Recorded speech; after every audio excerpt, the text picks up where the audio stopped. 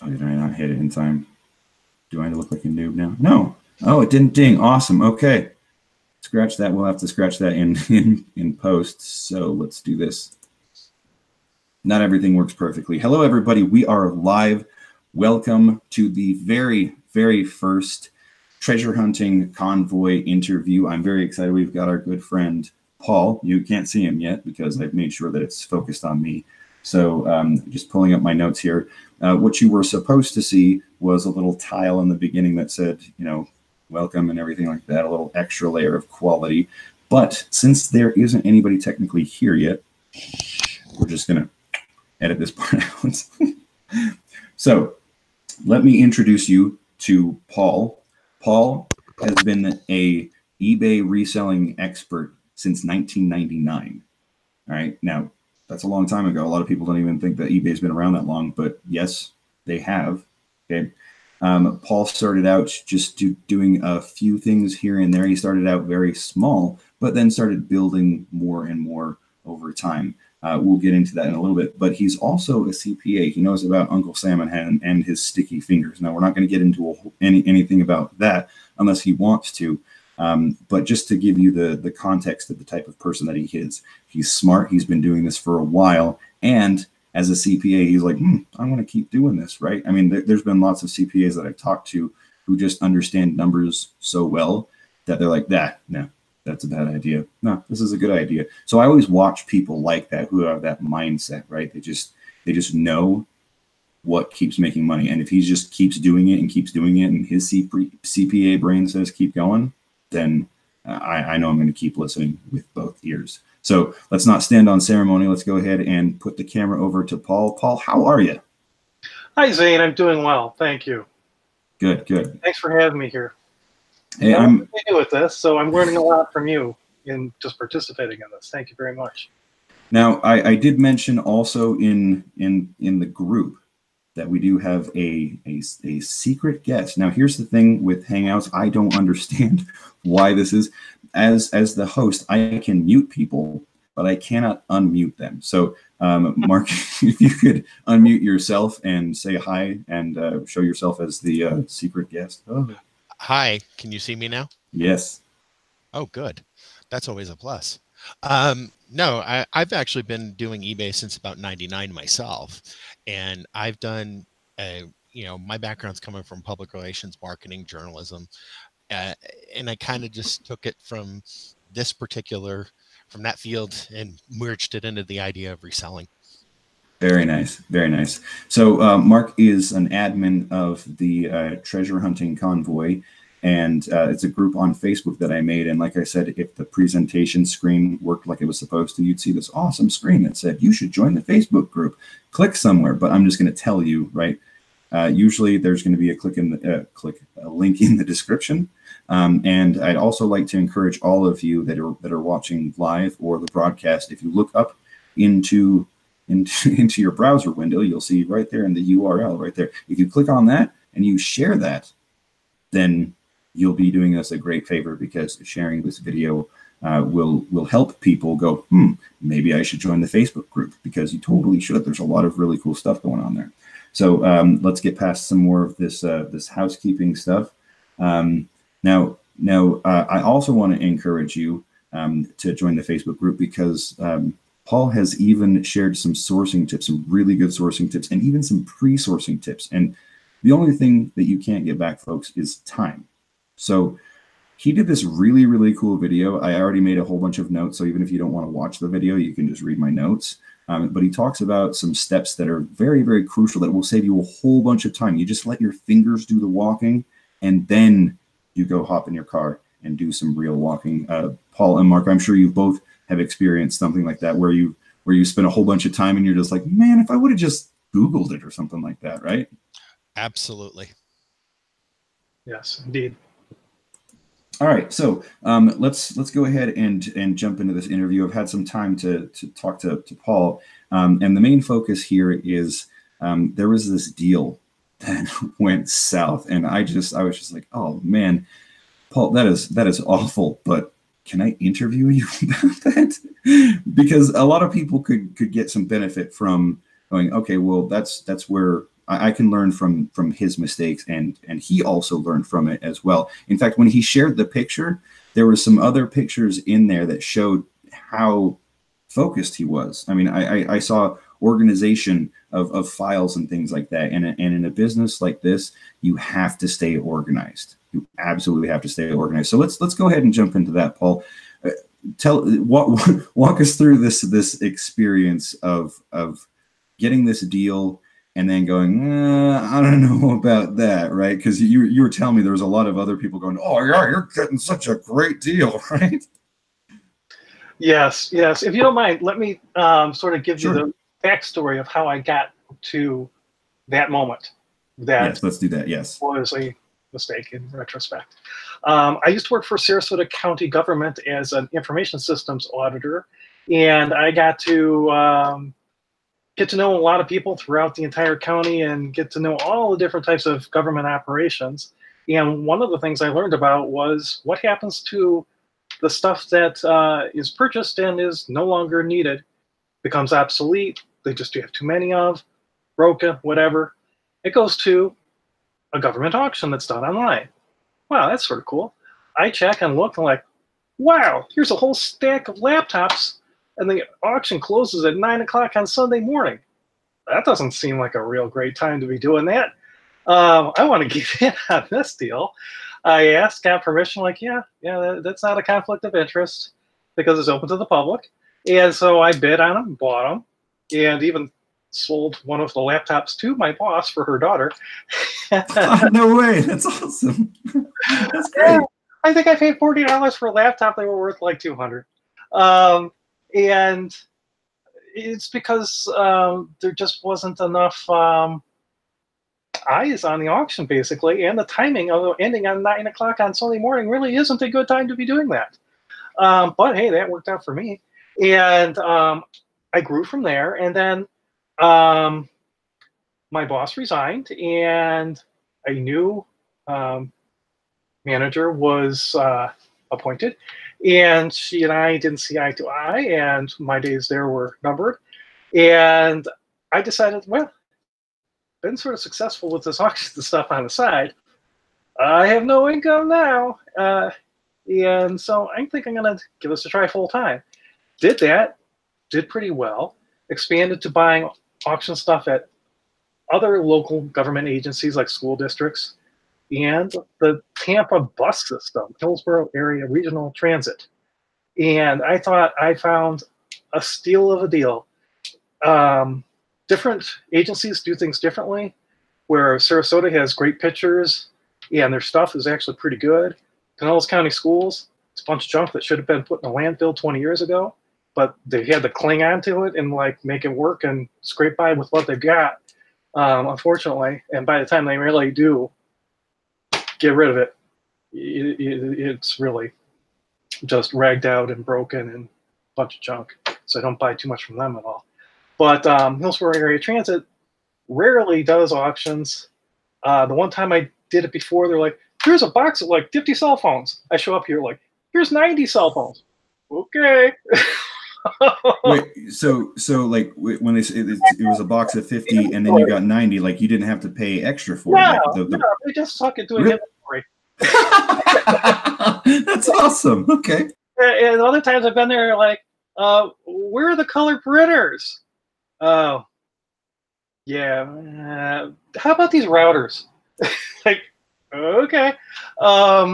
Bureaucracy in action. I get it. There were no pictures at all. They just had like a Excel spreadsheet from their accounting department of like, here's a list that like the parts department says they no longer need for buses that they gave away to the neighboring county that's poor and has no money to buy buses. And so I look up like 5, 6 things, and I'm like, whoa, there's money. There's, turbocharger. That's $500. Here's something else. Like, clearly this is worth some money. I'm looking no further. I put my bid in. I win. I pay $400. I show up with my little Harbor Freight trailer that came in a box and I put together, taking all day one day. And they laughed at me like, come take a look at what you have here. And I'm like, whoa, okay, I'll be back tomorrow. And I go down the street to Professional Movers and end up paying $850 for a moving truck and 2 men and a forklift to load a flatbed semi-trailer full of boxes of brand new parts for buses and 100 brake drums, which were not on the list. And each of these brake drums weighs 100 pounds, brand new, US made. And I look it up on the Excel spreadsheet, like those were like $220 a piece. Whoa, that's maybe this might be paying off my house. All right, okay. And so if I understand this right, so it was exciting because you got the bid, and then it was like a little disheartening because you were like, oh wow, this is a lot of stuff. But then you started looking at it, you're like, oh wait, so it was a bit of an emotional roller coaster. It sounds like, right? Is that what I'm picking up here? Yes, because I thought, oh my gosh, I've hit the jackpot. I'm going to be paying off my house with the profits on this stuff. Because all I saw was an Excel spreadsheet. I had no concept of how much room this stuff takes up. And in the end, it required a 30 by 12 storage unit with a 16-foot ceiling. And the stuff to be forklifted in there all the way to the top, to the ceiling. Oh. And oh. It turns out that, like, for the things I looked up, they actually did sell. You know, those were good things. But I was burdened with literally tons of other stuff that took me 3 years to figure out. I can't sell this. I've tried. I'm wasting too much time on stuff without success that I could be putting into things that have a certain return. And I need to, like, cut this off. And I ended up, after 3 years of paying about $280 a month storage, spending days working overnight, because I had a daytime job at this point when I finally threw in the towel. And I had to, like, manually climb up these stacks of pallets to the ceiling with a ladder, carry 100-pound brake drums one by one down a dumpster that was put there by a scrap yard that said, okay, we're going to drop this trailer off tonight. We're going to pick it up tomorrow morning. You got overnight to load this thing up. And that's how I got rid of the brake drums. That sounds like an intense workout, or like the precursor to this is how Paul died. Exactly. I have thought that so many times where I'm like, I have cafeteria tables stacked upon cafeteria tables 3 tall that I got for like $2 a piece. Like, well, that's cheap storage. But I'm like, this could be the death of me. You know? I wonder how many other resellers are watching this and going, yeah, I've been there. I've wondered if all this could topple over on me and no one would know about me. Yeah. Oh, there are lots of times where I make sure I've got my phone with me in case I need to call for help. I actually have a loft in one of my storage units, and a thing that's called a pallet stacker. It's sort of like a forklift that, like, the only assistance it does is up and down. Anything else, you're on your own. You got to push the thing. And so I've got that thing parked in a corner because it's way too big for a storage unit to be moving around inside. Again, that's the drawback of bidding on stuff over online that you're just judging from a picture. I thought, that makes so handy. Yeah, that makes me think of a question here. And you started small, and you started with software, and this was just, you know, the lemon of all lemons for you. But my question is, do you still do surplus? I mean, did that stop you? Absolutely. No, I just learned what to do. I was buying stupid stuff like laptops, servers, printers, stuff like that, real cheap. And I can't move that stuff fast enough, and it depreciates pretty quickly. That stuff does not go up in value sitting in storage for a couple of years. Medical equipment, on the other hand, I've learned that's where I get my own ones. Interesting. The Department of Health, when they retire equipment from service, dental equipment, X-ray machines, vital signs monitors, I get home runs with those. Pharmacy pill counters. And it's amazing. You just drop in like a whole bottle of like 200 pills and counts them just like that. Yeah. Okay, so the again, if anybody is watching, I would think one of your biggest things is that if you're looking into any surplus, an Excel spreadsheet that's very vague, maybe you don't want to bid on that, or maybe if you, I mean, but there's no way out. You can't say I can't move all this stuff. Here's your money back. You can't do anything like that. I could have forfeited my deposit, and in retrospect, that would have been the wise thing to do. But when I showed up there and the mechanics were like, "You gotta smoke and steal them, a deal. Look at this. You could take that to a scrapyard and like make yourself like $500 right now." And I'm just like looking at Excel spreadsheet, like, 100 of these things times $220 a piece original cost. I'm not scrapping them. I should have. I really should have. That would have been the smartest thing to do, is to have that moving company take that stuff straight to the scrapyard. Because I later found out that the federal government subsidizes the cost of buses and the parts. And so no one will buy them at any cost, even for $1, because they get free government money. And also, are you going to risk your job if you're buying parts? Are you going to be like, let's go with the guy that's selling crap out of his garage on eBay? I hate to laugh. I'm sorry. It's a tragedy. You know what they say? Comedy is tragedy plus time. So here we are. Now, Mark, I noticed that you had unmuted your mic. Did you want to jump in here? Well, yeah, I've actually been in the same boat as Paul, because I've gone to a lot of those surplus auctions, and there's like one company that like the National Labs contracts to, and with its computers, it's pretty much, big equipment, anything you can possibly imagine. Yeah, I overbought one day without thinking about it, and luckily I was able to fill my car. And thankfully, I didn't actually get into the same type of situation of having to hire a flatbed truck like Paul did. Obviously, I tipped my cap to him in his definite adventure there. But one of the things that I've learned, especially with surplus auctions, and especially around here, for example, where I'm at in New Mexico, with it being so much on the federal tit, so to speak, to try to resell it here locally is extremely hard, because guess what?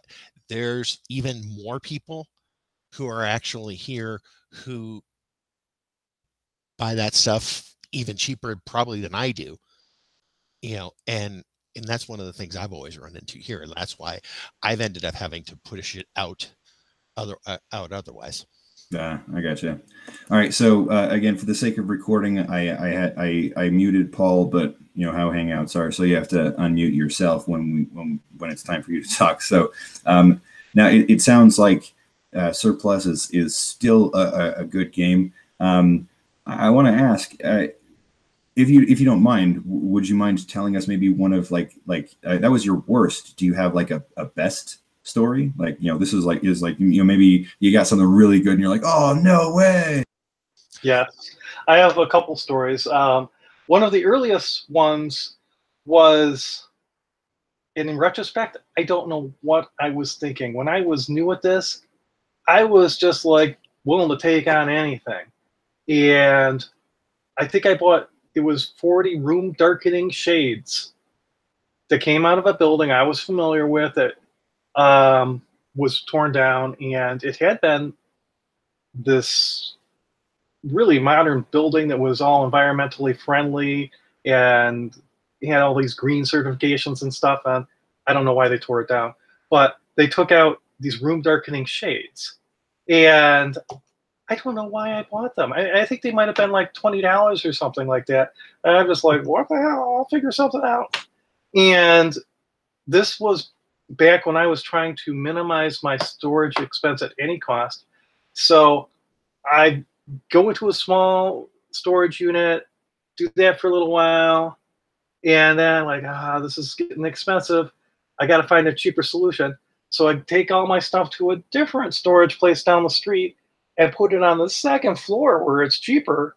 And I've got to walk all these shades up like into an elevator, and there's 40 of these things. And I'm doing it at like 2 o'clock in the morning or something. And one of them gets the cord stuck on the elevator door, and I'm just like, I don't care. I'm just gonna keep walking. And out pops this motor. And I'm like, what the hell is that? I look at it like, French made. Oh, let me look that up. Oh, that was like $220 each motor. No, each motor. Each motor. That's And awesome. I scrapped the metal tubes that they were on. They were roller shades on like an aluminum tube with a motor inside. And stupid me thought, the only people that would want that have a commercial building or something. How am I going to sell that? Let me scrap the aluminum. And I got like a couple $100 for that. And I folded up all the fabric, which I still to this day have and don't know what to do with. And then later I start seeing the motor sell, and I Google the addresses like, it's rich people with like ocean view condos. That need the motor for their automatic windows. If I Okay. had the tubes, my house would have those damn things too. But, It kind of sounds like a little bit like the tip that you gave us all in the group. You should all join the group, which is in the link below. You had mentioned something, and I won't even mention the word, but there is a certain type when an item no longer is in a store, it is considered mole, and people love those. It sounded a little bit like that, right? a little bit, yeah. I think the lesson learned there was don't take things at face value. I thought room darkening shades. What parts are inside the things that are being auctioned that might be worth more? One little part of something might be worth more than the whole. Yeah. You'll find that eventually if you do enough government surplus stuff where you learn to look beneath the surface for value. Very nice. Very nice. Now, Mark, I had noticed that you had unmuted your mic. Was there? Do you have a particular win?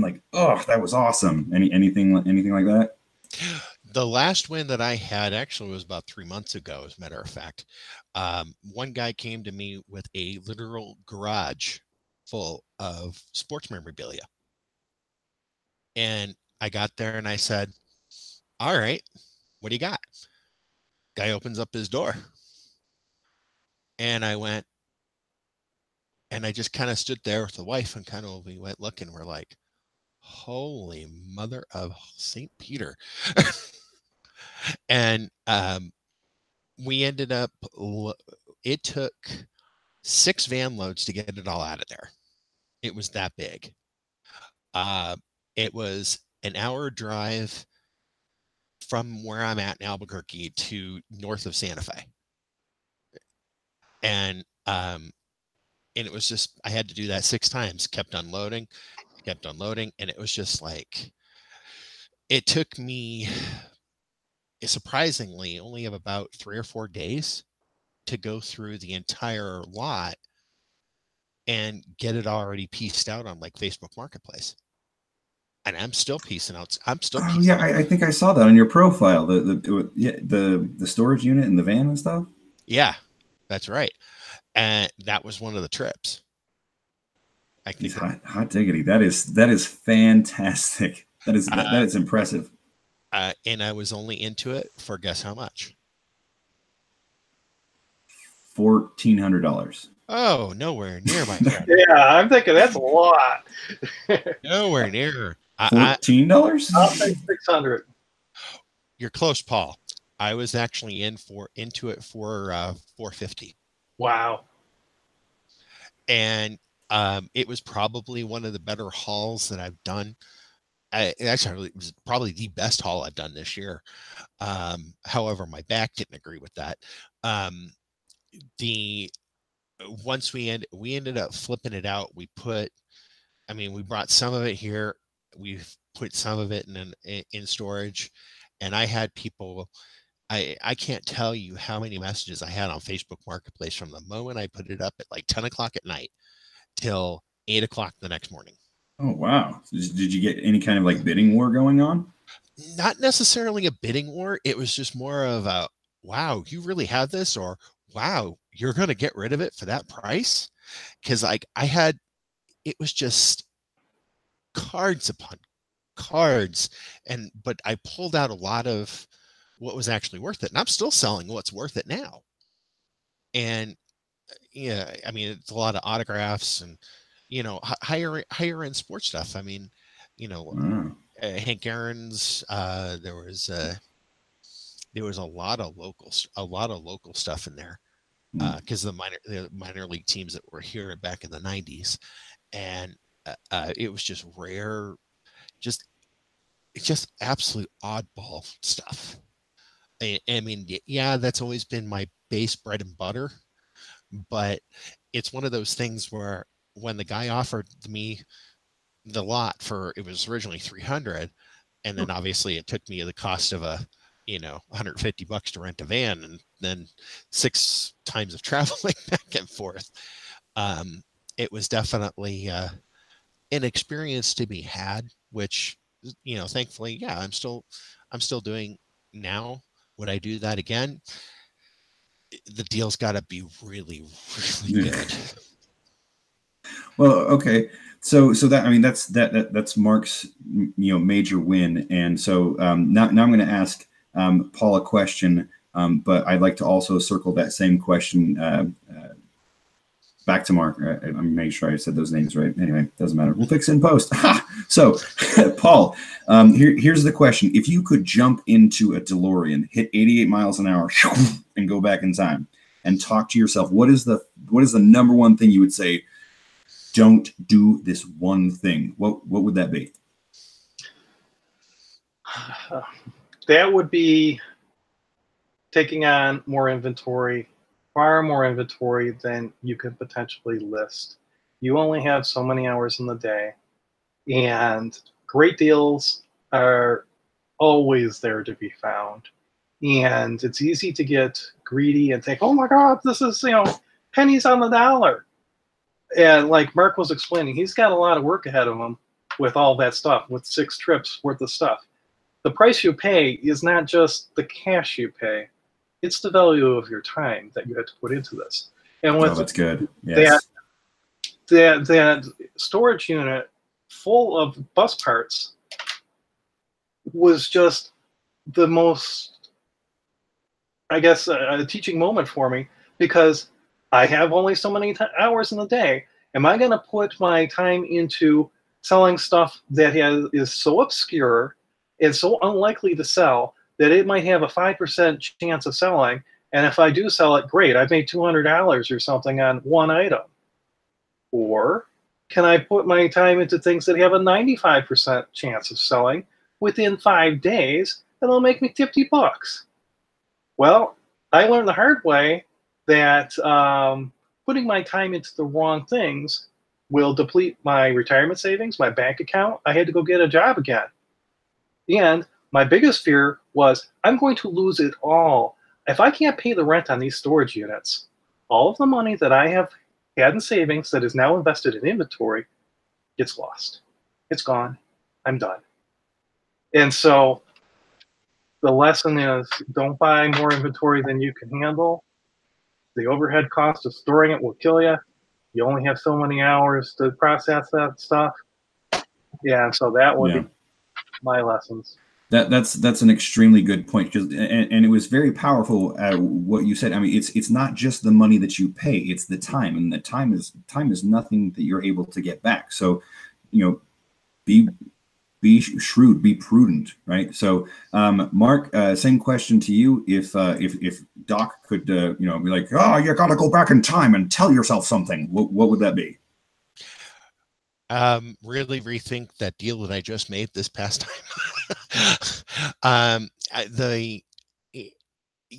Out of pocket cash, it's like $450.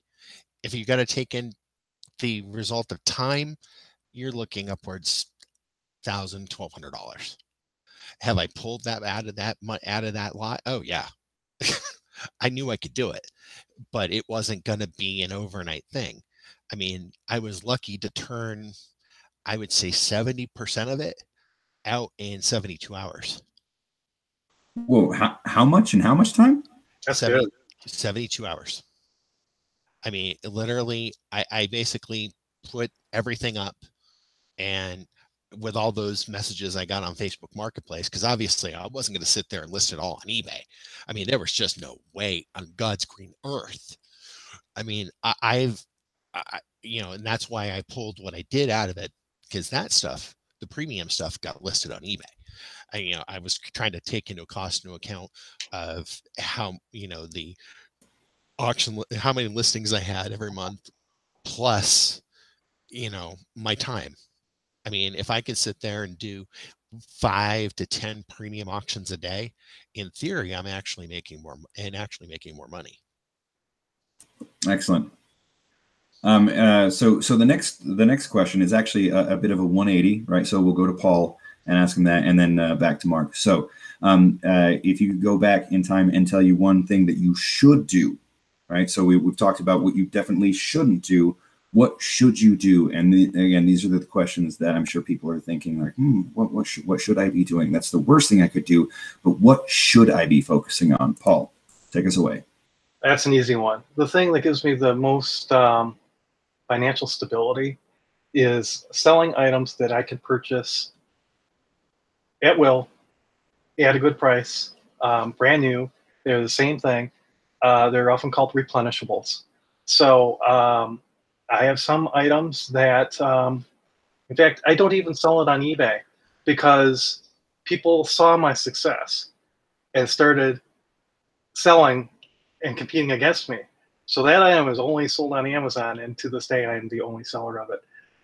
Because it seems like the Amazon market customers are less likely to be entrepreneurial and think, hey, I can do it too. Yeah, I've noticed that a lot too. Thing and get out and have it in their hands. Replenishables. Yeah, there are things I have that I sell a couple of every day, like clockwork, without me having to take pictures. I just slap a label on the package and put it out for the UPS guy to pick up. And I would like to have more of those. They fizzle out after a while, especially if they're like a closeout or a clearance item that you can only buy, 100 of, and that's the end. They're done. But if you're always on the lookout for another replenishable, and you build that up where you just have maybe 10 things that are selling one per day for each of those 10 different things you have, and you're making like maybe $20 a piece on each, there's $200 a day for putting labels on packages. And occasionally calling or emailing, whatever, to get more supply. I have that suppliers, when they ran out, they're like, oh, we're out, but maybe you can get them on eBay. Like, yeah, I was selling them on eBay. Thank you very much. That was that's great. Okay, so I'm actually maybe can I unmute in control? Oh, finally, we've been given the functionality to unmute in control room. Thank you, gods of Google. It's been years. All right, cool. So now I can unmute you as well. So, Mark, same question. What would you tell yourself in the past? What should you have done had you been able to tell yourself that? Kind of like what I do in relation to playing the stock market. Do your research first. Hold on to certain things that will have the value potential. Be it, for example, I'm doing a lot of retail arbitrage as of late, where I'll go to a store and I'll buy up 5 or 6 remote control cars that are on sale for, let's say $15 a piece, that have a resale value on like eBay, for example, for like 45 or 50. And even if I get, let's say, 40 each, I'm still in the black on that. When I tell myself to slow down in relation to what I buy and what I research, it's more of, don't get rid of stuff too quickly, but make sure that whenever I do, I'm pulling a profit, at least somewhat of a profit, out of each item that I'm putting out the door. That definitely makes sense. I can hear that. I like that. So to that end, now we're about 35 minutes into this, and usually I like these to go, naturally as long as they go, but 45 minutes is usually about where we want to end, unless we have more viewer questions and things like that. So we're getting towards the end, towards final thoughts. But I wanted to ask both of you, for the sake of those watching in the future, when Paul and I talked about this in the first place, it was one of those things that I just didn't really think about.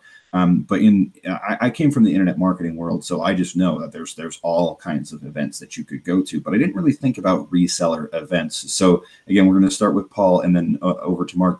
Are there any events beyond just your basic, local meetup? I mean, are there like big, top level, like, oh, you always want to go to this eBay event or this reseller event or anything like that? Paul, what would you recommend for a newbie if they're like, well, I want to go and rub shoulders with other people in the reseller space? What events, if there are any, would you recommend? Well, for the newbie, I have a different answer than I have for myself. And that is, there are a lot of influencers in the social media world that specialize in reselling on eBay, Amazon, Poshmark, Mercari, all those. And some of them have quite large followings. There are two of those people, Rally Roots, Ryan and Allie, have a very popular YouTube channel. I think they're closing in on 40, 50,000 subscribers. And they're just 45 minutes, maybe, no, 30, north of me up the road. And Casey Rockstar Flipper is another 45 minutes north of me. He has over 100,000 subscribers on his YouTube channel. Or maybe I'm confusing. He has a very large YouTube channel. I know he has over 100,000 in his Facebook group, Thrifter Reseller World, and about 350 people in his VIP Reseller World, which is a paid group that allows you to just mingle with the people that take this very seriously.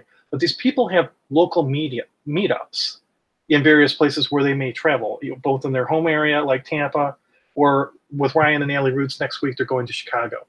And I think there's 20 people signed up to meet up at a bar and get to know one another. And I've been to a meetup with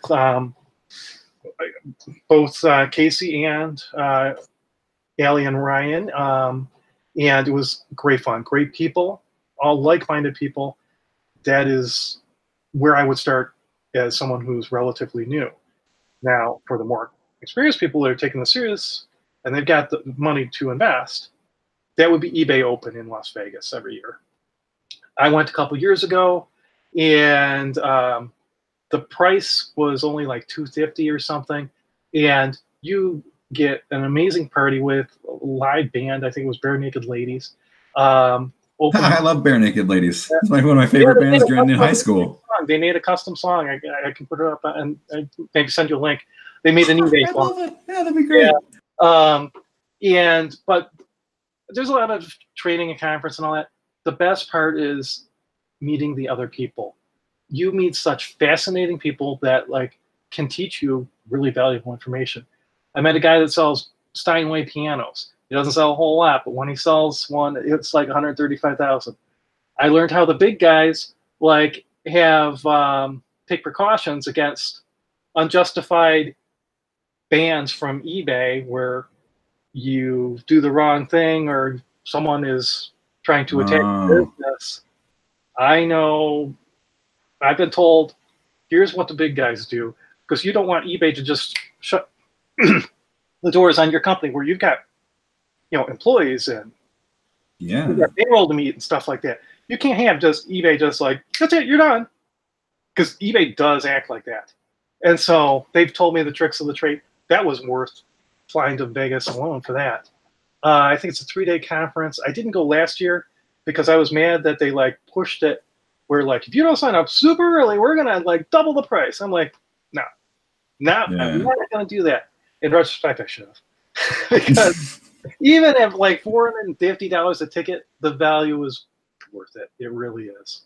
So those are my awesome. All right. So, question back over to Mark. Mark, are there any events that you know of for newbies, and then also experts that you would recommend? The one thing that New Mexico is a totally different ballpark for stuff like this. You're going to run into your resellers, but they're not necessarily your top cream of the crop who are wanting to make a business out of it. They're wanting to make a few bucks under the table so that they don't have to sit there and pay taxes on it, which is just downright shameful.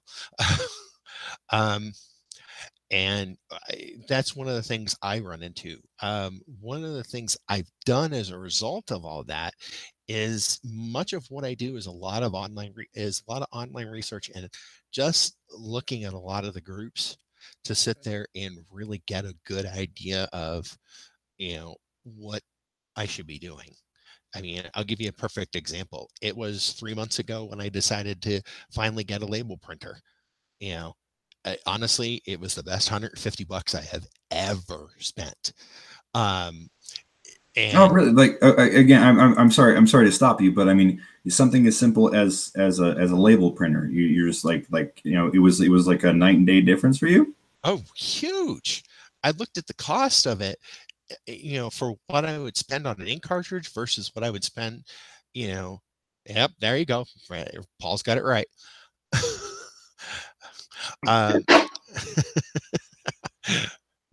But yeah, and mine's over at my actual desktop computer, so I can't say, oh, that's another good one. I've actually got a Rollo, which doesn't work with eBay, but that's beside the point. I found that using it with things like Pirate Ship, for example, actually work so much better, and it saves immense amounts of time in relation to addressing labels. It's just slap it on there, throw it in the pile, and let the postman pick it up. Very nice. So from what I'm gathering here, Paul recommends that there's a couple of movers and shakers out there might be worth going to their events, but the real pros are they should be going to like eBay Open.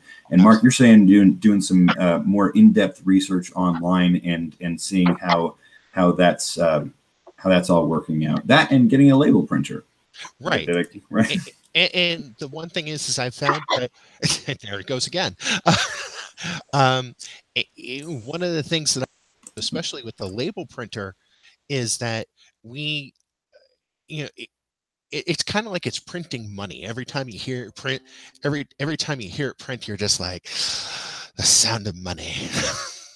And it's the simple things that have made this business a lot easier versus to sit there and rely on a printer, which I've already killed one this year.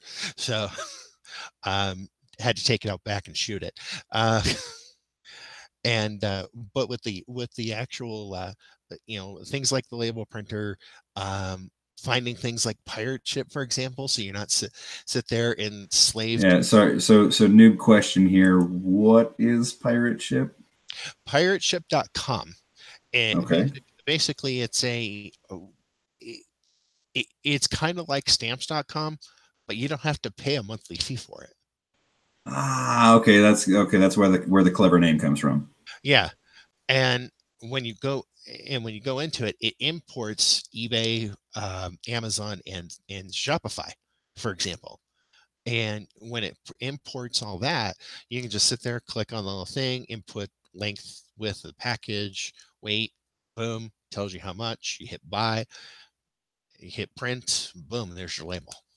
See, now I got to say, much like a teacher often learns more from their students than the other way around. That's one of the reasons why I love doing interviews like this. I always get, I think I get more than the viewer, which is why I always try and ask more questions than most interviewers. So, again, gentlemen, I thank you so much for your time. We're getting about to the 45-minute mark. Of course, I always like interviews like this to just continue flowing naturally. So if we go a little bit further, oh no, it's not a big deal. But I would like to start steering towards final thoughts. Again, we will start with Paul and then roll over into Mark. But Paul, is there anything that through this interview where you're thinking, maybe I want to bring up this or that? Any final thoughts that you want to leave us with before we go? Yes, thank you. Mark actually reminded me of the need to concentrate on doing things more efficiently. Here's my little Dymo printer for Amazon labels, and here is my Zebra for shipping labels for UPS and the post office. Pirate Ship is a great resource. I'd also like to add to that is one of just a few places that you can get better prices on shipping than even eBay offers to top-rated sellers. It's called cubic rate pricing, where if your priority mail package is less than half a cubic foot, then you are charged based on the size of the box and not the weight.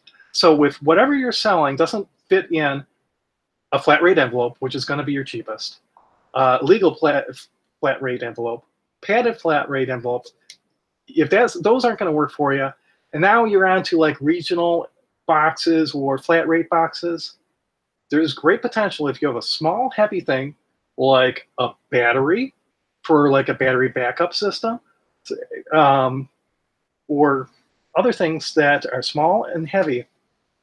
You will pay less using Pirate Ship or Fit Shipper or Shippo. My preference is Fit Shipper because I'm friends with the developer and he charges $5 a month. And I think the user interface, ease of use, and the fact that the guy is like totally responsive to any kind of questions justifies the $5 a month that I pay. And one of the things that I was reminded of shortly before I came on was something that's sold here. Sometimes I am amazed of how I can sell stuff on eBay in spite of the stupid things I do. Here is, I sold an amplified phone I picked up at a garage sale for like $2. It sold for $25. I need to get consistency and have systems in place and do things methodically. Get up at a particular time in the morning and there's working hours, and I don't. And I could be so much more successful if I did. I have no picture of the phone. I put in that stock thing of like, sorry, because I was busy and I didn't have time to like attach the photos to the listing, but I wanted it to be live because I use InkFrog. And if I don't use InkFrog to put it out on eBay, InkFrog will pull in what I've posted via eBay. So if it's a draft, InkFrog's never going to see it. It's never going to pull it in. So I make it live on eBay. InkFrog pulls it in, and then I can attach the pictures. I never attached the pictures. That was 2 weeks ago. And the thing sold with no phone, no photos, and no description. Imagine that's a hoot. You know? that is a hoot. I've been there, done that, bought the T-shirt, but I mean, how you explain it was just hilarious. Well done. Thanks. All right, so to that end, Mark, again, I posed the same question to you as you were going through and watching and stuff like that. Is there any final thoughts that you want to leave viewers with? Because both of you have been doing this since 1999. So any kind of final thoughts is going to be something that's going to be valuable to the end user. Realize that you're not going to make money on this overnight. Realize that you will have to put hours upon hours of work into this. I've done, I mean, that's one of the things that I do. I'm always either, on my phone or if I'm whatever, you're devoting yourself a lot to it, at least for the first 6 to 9 months. After the first 6 to 9 months, for example, it starts to get a lot more automated, especially when you get yourself to a point where you've structured your day where you get up at 8 o'clock in the morning. This is what I do, for example. and I'm reading emails and whatnot and processing orders until 9 o'clock. At 9 o'clock, I'm actually packing up my set orders. It's that structure you have to have in a day. This is not something that you can just be like a day trader on the stock market, for example. You have to know this business. You have to get to know this business inside and out to really make good money. I hear that. That totally makes sense. And when you think about it, truth is universal. You're gonna see the same things consistently over and over again in nature and science, et cetera, et cetera. And when I was doing a lot of marketing myself, I found myself in a very similar structure. You just have to you have to discipline yourself. You have to just follow, at the very least, follow through with your own plan. And one other thing I'd want to add is the fact that when you go into this, have multiple streams of income available to you. I mean, even if it's a part-time job, it's a full-time job that you're doing, and then you're doing reselling 2 hours a night, eventually you'll see that kind of dwindle away. I mean, I've been self-employed for well over 10 years now myself. And it's just one of those things that you just keep picking up over time. Well, okay, so those were the final thoughts. Now I want to give both of you are sharp individuals, and I want to give any opportunity, if you guys are working on something, if you want to drive traffic to a website, or maybe there's I don't know, maybe you got a book or something like that. Again, you don't have to, but is there anything that you might want to say, hey, I do this thing, so you should check it out, or I really like this guy, you should check this guy out? Any shout outs you want to do before we go, guys? We'll start with you, Paul. Sure. I would like to shout out Casey, the Rockstar Flipper.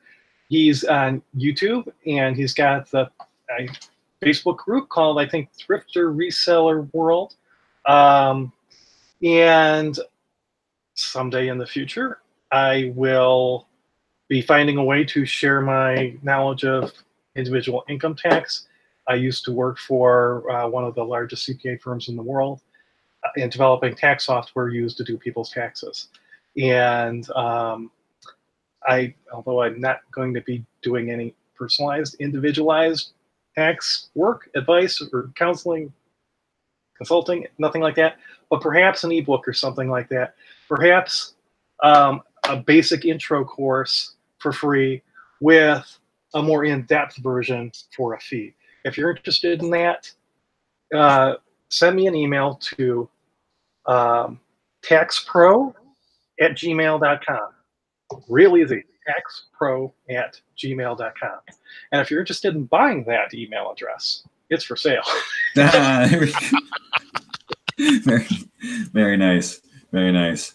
Okay, so over to you, Mark. Of course, if you have any services that you yourself provide, you said you've been self-employed for a number of years. On top of that, you've also mentioned multiple streams of income. So I don't think that you necessarily, I'm pretty sure you practice what you preach. Do you have anything that you have, or even if you just want to give a shout out to somebody else?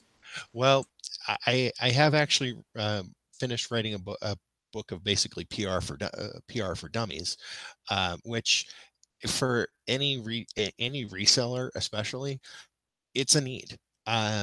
It's not published as of just yet, but I'm planning on publishing it here real soon, and it'll be available for sale on my website, markcollect.com. Well, alrighty then. So we are just about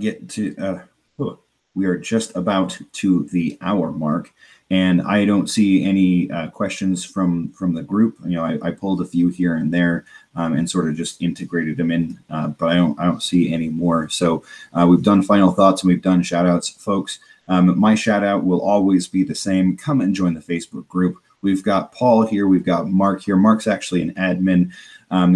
This is something, again, the whole point is I want to eventually get all of us into, RVs and driving all over the country. And I can see it in my mind, I can see a map of the United States, you know, just with just RVs everywhere, buying and selling items. It just seems so clear in my head, and it seems like the coolest thing since sliced bread. So honestly, if you think that my idea is anything remotely close to interesting, please join us in the group. Go ahead and click the link below.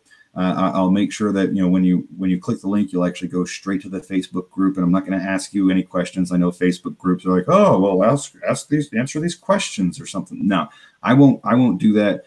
I'll approve you, and we talk about some really, really cool stuff. Even if you're an expert, I promise you, you're going to learn some great stuff. And if you think this is cool and you want to share it with your friends and family and stuff like that, on YouTube, there's the share buttons. But if you just click the link, you know, the URL above and share that. That's all we're asking. So really appreciate your time. Give us a wave, everybody. Bye. All right, and I'm going to go ahead and click stop broadcast, but we'll still be here, and the three of us can chat. So, cool. Bye.